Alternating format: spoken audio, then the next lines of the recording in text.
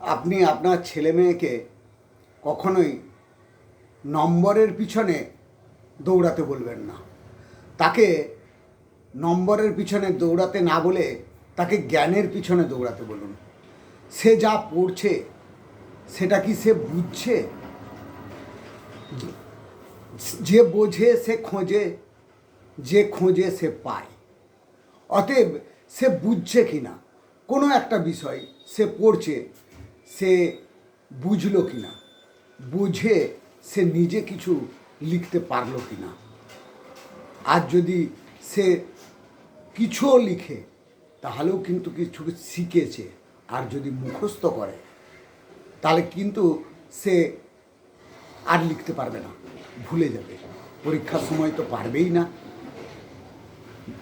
মুখস্থ করে কোনো কিছুই হয় না। জ্ঞান তৈরি করতে হবে, জ্ঞানী হতে হবে। জ্ঞানী মানুষ কখনো পিছিয়ে থাকে না।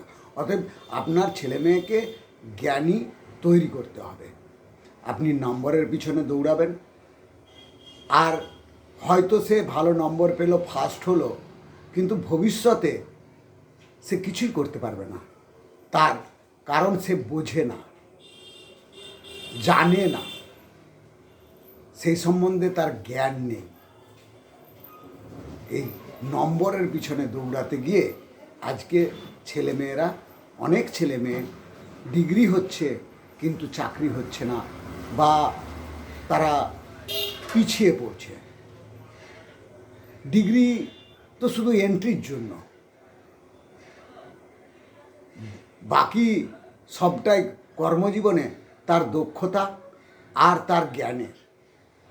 অতএব নম্বরের পিছনে না দৌড়ে জ্ঞানের পিছনে দৌড়ানো করান।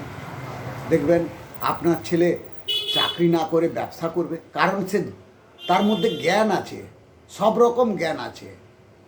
ছেলেকে মাঠে খেলতে পাঠান। ব্রেনের বিকাশ খোলা মাঠেই হয়।